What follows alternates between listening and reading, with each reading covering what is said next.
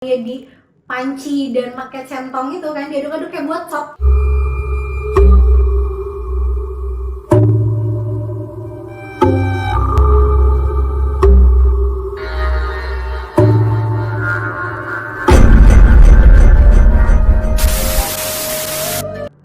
Hai semuanya, Assalamualaikum warahmatullahi wabarakatuh. Terima kasih yang udah klik video ini dan selamat datang kembali di channel aku.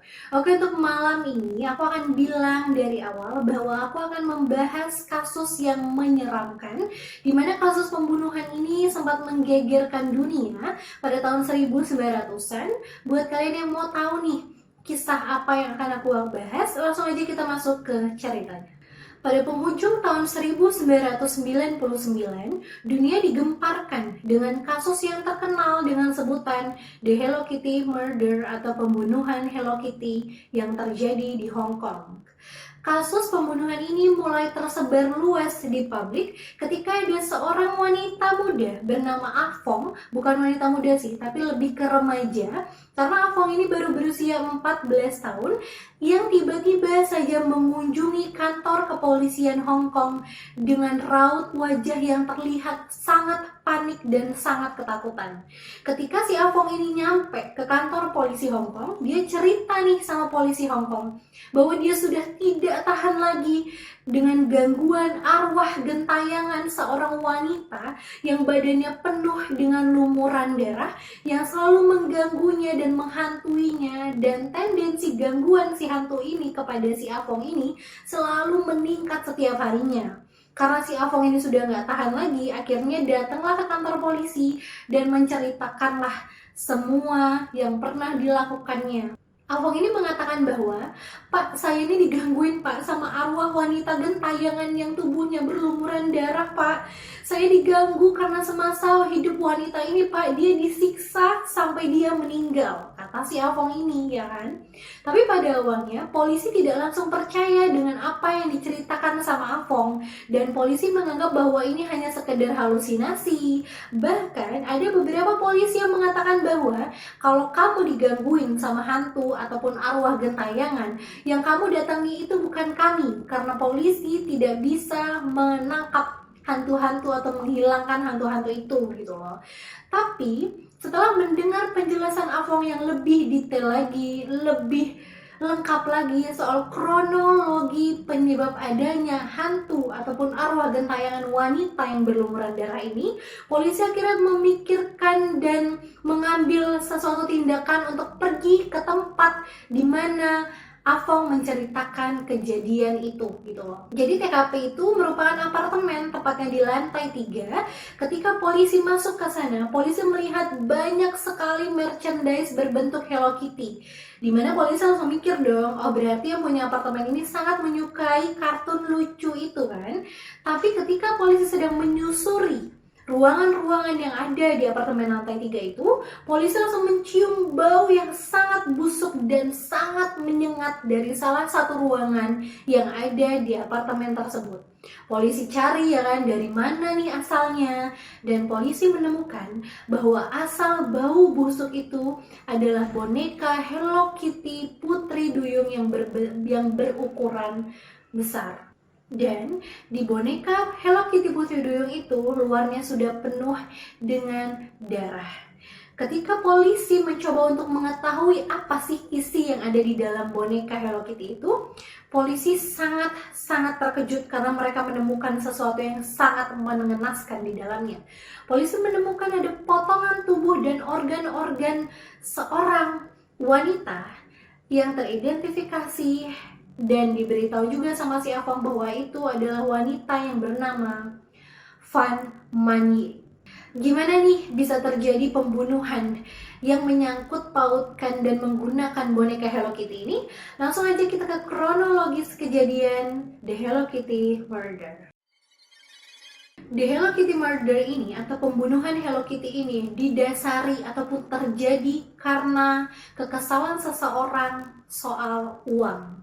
Semua berawal dari wanita cantik bernama Fan Manye atau yang lebih dikenal dengan nama Ahmad, berusia 23 tahun. Mulai dari sini aku akan memanggilnya Manye aja ya, biar nggak terlalu panjang gitu loh. Nah, Manye ini dia nasibnya itu udah malang banget karena dia udah yatim piatu dari kecil. Dan Manye ini tumbuh dewasa di pergaulan dan di lingkungan yang salah, yang menyebabkan dia bekerja di suatu klub malam dan menjadi kupu-kupu malam juga. Kalian tahu kan pekerjaan itu tuh pekerjaan gimana gitu loh. Nah, ketika menjalani pekerjaannya di klub ini dan menjadi kupu-kupu malam inilah, si Manye ini bertemu dengan pria yang merupakan salah seorang gangster di Hong Kong bernama Chan Man-luk berusia 34 tahun, yang dimana ternyata Man-luk ini merupakan lintah darat dan pengedar narkotika terbesar di seluruh Perkenalan mereka awalnya baik-baik saja, mulus-mulus saja dan berjalan tanpa ada masalah karena dapat dikatakan hubungan mereka ini saling menguntungkan gitu loh. Si Manluk ini adalah penjual narkoba kan, sementara si Manye ini adalah kupu-kupu malam. Manye membutuhkan Manluk untuk mendapatkan narkoba karena si Van Manye ini adalah wanita yang ketergantungan narkoba ya kan. Nah, sementara Manluk membutuhkan Manye untuk melayaninya dan memuaskan hasratnya si Manluk ini, karena kan pekerjaan si Manye kupu-kupu malam kan ya, kalian tau lah pekerjaan apa yang mereka berdua ini lakukan gitu loh. Mereka berdua ini sama-sama menjadi klien tetap satu sama lain ya kan. Pertemanan dan pekerjaan saling menguntungkan itu mereka lakukan bertahun-tahun sampai pada akhirnya tahun 1999 ketika si Manye sedang melayani si Manluk ya kan. Manye ini saat itu sangat membutuhkan asupan narko itu tadi, tapi dia nggak punya uang nih gitu loh. Uang yang dikasih dari penghasilan itu mungkin tidak cukup untuk membeli itu ya kan, tapi dia gimana dong, dia ketergantungan banget nih. Akhirnya pada saat itu dia melihat dompetnya si Chan Man-luk ini tergeletak begitu saja di dalam kamar dalam kondisi si Chan Man-luk ini masih tertidur ya kan habis ya kalian tahu lah ya kan. Tanpa pikir panjang, si Manye ini mencurilah dompet si Chan Man-luk yang berisikan uang $4.000 atau sekitar 6.500.000 rupiah pada saat itu ya kan. Gak usah lama ya, si Chan Man-luk ini langsung sadar bahwa dompetnya hilang dan dia tahu betul nih kalau yang mencuri dompetnya itu adalah si Manye. Aku juga kurang tahu nih dari mana si Chan Man-luk ini tahu dan bisa seyakin itu. Mungkin karena yang terakhir sama dia kan si Manye ini kan. Nah, ketika si Chan Man-luk ini sadar bahwa yang mencuri dompet dia ini si Manye, Chan Man-luk ini marah besar, dia ngamuk banget ya kan. Nah, si Chan Manye ini juga sadar nih bahwa apa yang dilakukannya itu adalah kesalahan yang besar. Nah, jadi karena dia tahu kan, dia mencuri dompet temannya itu bisa merusak pertemanan dia di dalam pikiran si Manye ini kan. Dan Manye ini sadar, benar-benar sadar bahwa dompet yang dia curi adalah dompet milik seorang gangster Hong Kong yang bisa membahayakan hidupnya jika dia macam-macam ataupun cari masalah sama si gangster Hong Kong ini tadi ya kan. Udah nih, karena si Manye ini takut juga merusak pertemanan dan takut terjadi apa-apa sama dirinya, Manye ini mendatangilah si Chan Man-luk ini ya kan. Didatengin, dipulanginlah dompet beserta uang $4.000 yang dicuri oleh Manye ke Chan Man-luk dan ditambah dengan $10.000 lagi sebagai permohonan maaf dan dengan harapan Chan Man-luk ini gak marah sama dia, gak ngamuk dan tidak memutus pertemanan mereka gitu loh. Mereka bisa temenan lagi kayak semula. Itu harapan si Manye ya kan. Tapi ya kan kalian tahu Chan Man-luk ini lintah darat ya kan, gangster pula, punya kuasa, ya pasti dia menggunakan itu dengan cara yang sayangnya tidak manusiawi dan memanfaatkan keadaan. Chan Man-luk meminta bunga yang jauh lebih besar lagi kepada Manye sebesar $20.000 supaya dia bisa memaafkan Manye dan terlepaslah dari tuduhan pencurian itu ya kan. Tapi gimana dong, si Manye ini kan orang dia aja mencuri uang $4.000 itu dari Chan Man-luk kok karena dia nggak punya uang. Ini disuruh ngembaliin $20.000, 150% lebih banyak berapa ratus persen lebih banyak kan, bunganya berkali-kali lipat kan. Sebenarnya kan emang dasar nggak ada hatinya sih, payah ya udah. Tapi karena si Manye ini nggak ada uang segitu ya iyalah dia nggak ada uang segitu, dia mohon-mohon nih sama si Chan Man-luk kan, tolonglah kasih aku waktu kalau memang aku harus balikin uang sebanyak itu gitu loh, atau enggak tolong ringanin lah, aku nggak punya duit segitu, kalau kata si Mania ini ke Chan Manluk kan. Tapi kan Chan Manluk gak mau tahu, dia kayak ya udah kalau kamu nggak bisa ngebalikin uangnya, kamu dapat hukuman dari saya gitu loh, kata si Chan Manluk ini. Ya karena dia nggak terima kan. Akhirnya Chan Manluk ini mengundang lah teman laki-lakinya dua orang yang bernama Leng Senchu dan Leng Weilin. Nah mereka ini sama-sama berumur 21 tahun. Mereka berdua ini ditugaskan sama Chan Manluk untuk menculik Manye dan membawanya ke markas gangster mereka. Ngapain Manye di sana? Manye di sana dipekerjakan sebagai kupu-kupu malam secara gratis untuk melayani semua teman-temannya si Manluk.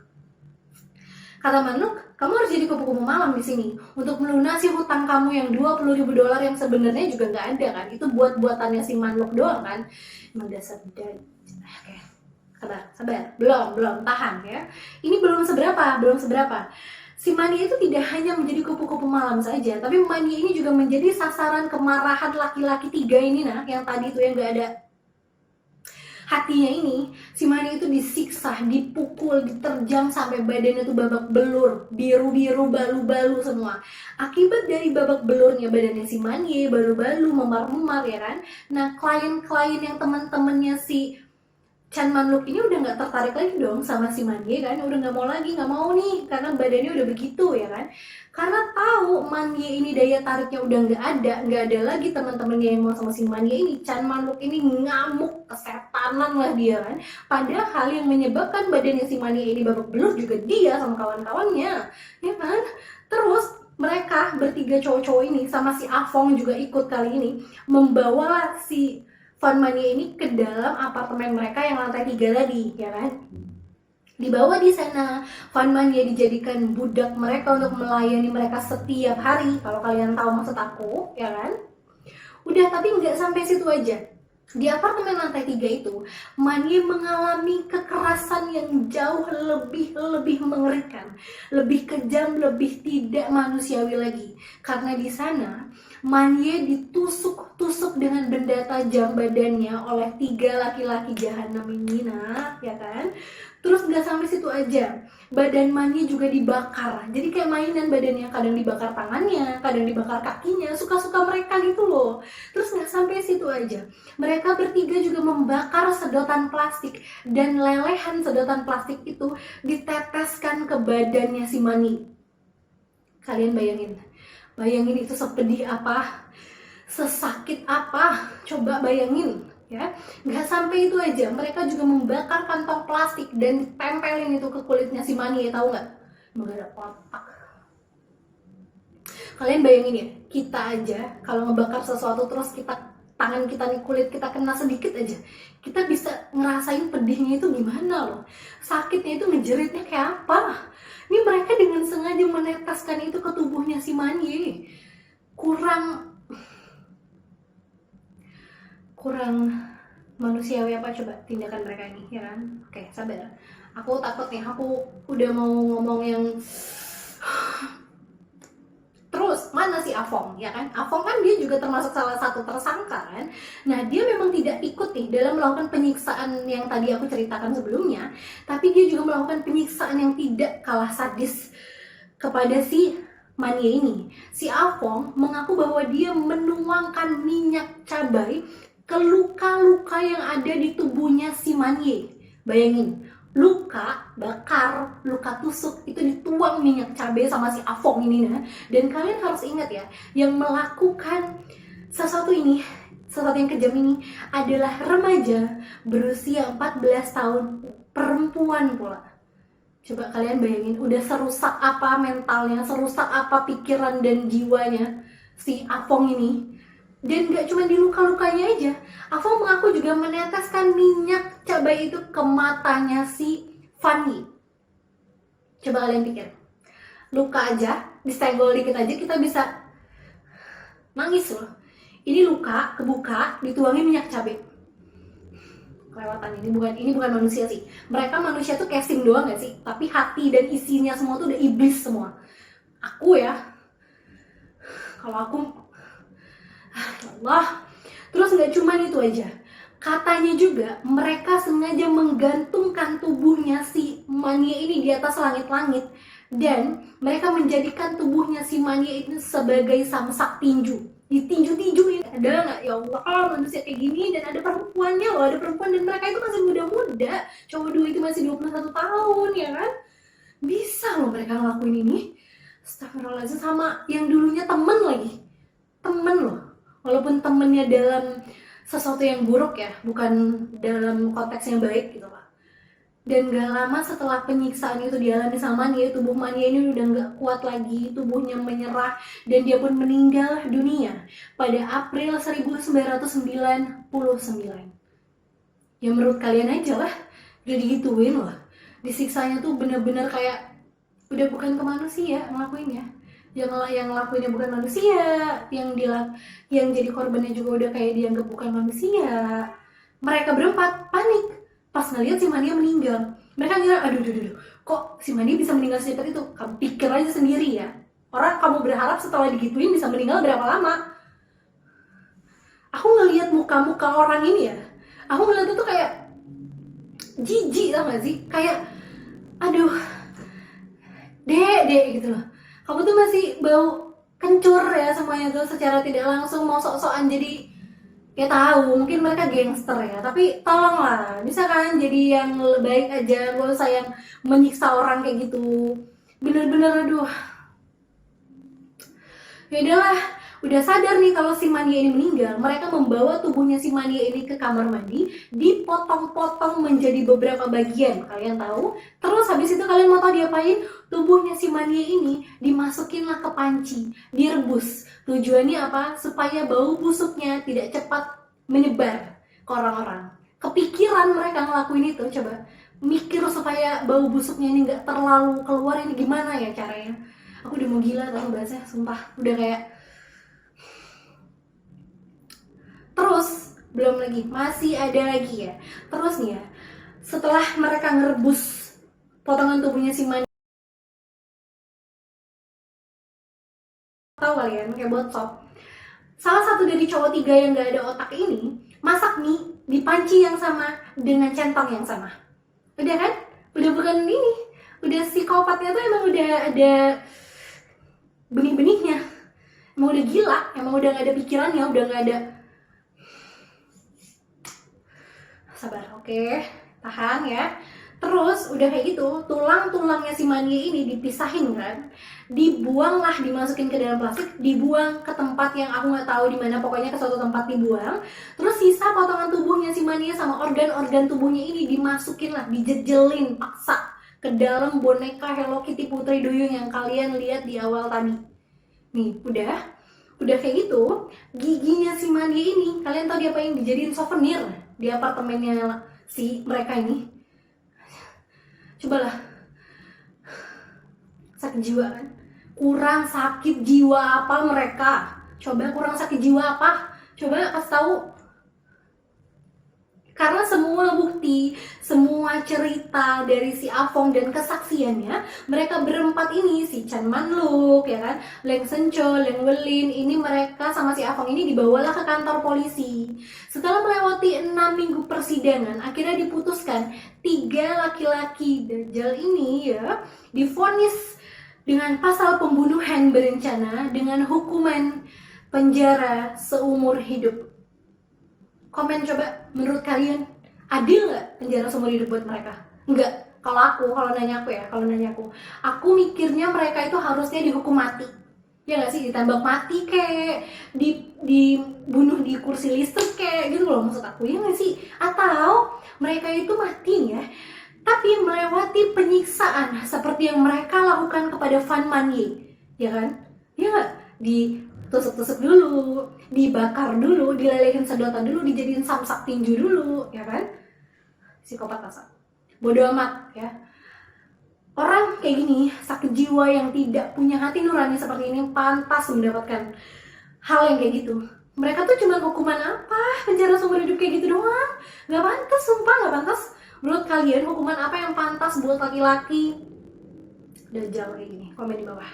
Oke, dan gimana nasibnya si Afong? Nah, si Afong ini hadiah atau imbalan dari kesaksiannya dan pengakuannya yang sangat detail yang menyebabkan The Hello Kitty Murder ini terpecahkan dan tersangkanya dapat tertangkap, Afong ini dibebaskan sama polisi. Karena menurut polisi, kalau tidak ada pengakuan dari si Afong, tidak ada laporan dari si Afong ini, maka kasus pembunuhan Hello Kitty ini mungkin saja tidak akan pernah terpecahkan dan mayat si Manye itu akan selalu ada di dalam boneka Hello Kitty itu. Tapi kalau menurut aku ya, Afong ini tidak hanya dibebaskan gitu loh, tapi juga harus dikasih kayak terapi untuk kejiwaan, untuk psikis, untuk mental ya kan. Karena dia itu lagi-lagi nih, diingatkan sekali lagi, dia itu masih 14 tahun loh, remaja perempuan lagi ya kan. Dia merupakan tersangka pembunuhan, penganiayaan seorang wanita juga, dan punya pacar yang melakukan itu juga gitu loh. Ya kan, harus ada nih yang menjadi terapisnya supaya dia tahu bahwa yang dia lakukan itu adalah sesuatu yang sangat menyeramkan dan sangat keji untuk memperbaiki masa depannya si Afong ini juga, ya kan. Terus ada juga nih orang yang mengatakan bahwa dari rentan tahun 1999 sampai tahun 2012, satu penghuni dari apartemen tempat pembunuhan Hello Kitty ini terjadi itu pindah karena mereka merasa terganggu dengan penampakan hantu dan suara tangisan-tangisan yang mereka dengar setiap malam, yang mereka yakini sebagai arwah penasarannya si Van Manye yang merupakan korban pembunuhan yang terjadi di apartemen itu. Apartemen ini pun 2012 dirobohkan dan dibangun serta direnovasi kembali pada tahun 2016 demi menghilangkan jejak ataupun sisi gelap yang pernah terjadi di mana tempat itu merupakan tempat pembunuhan berantai yang sempat menggemparkan dunia pada tahun 1999. Menurut kalian gimana kisah satu ini? Aku masih nggak habis pikir sih. Aku kayak ngebayangin gitu loh. Aku pas ngebahas kasus ini dan ngelihat foto-fotonya, aku tuh jadi kayak ngebayangin, aku menceritakan ini aja tuh aku membayangkan si Mania itu disiksa. Sakit sih, ini orang sakit jiwa, gila, psikopat, gak ada hati, gak ada otak ya. Gak tau lagi mendeskripsikannya kayak apa. Buat kalian nih, menurut kalian kasus ini seperti apa? Dan kasus ini mengajarkan kita untuk kita tuh harus milih-milih temen gak sih? Milih-milih pergaulan. Contoh si Afong ini, salah pergaulan, dia dapat pacar dari gangster Hong Kong ya kan? Terus tiba-tiba dia menjadi salah satu tersangka juga di kasus pembunuhan yang sangat mengerikan ini gitu loh. Udah segitu dulu ceritanya kali ini. Menurut kalian gimana? Komen aja di bawah, dan komen juga di bawah kasus apa lagi yang harus aku bawakan selanjutnya. Terima kasih yang udah nonton sampai habis. Jangan lupa subscribe channel aku juga ya. Sampai ketemu di video selanjutnya. Dah.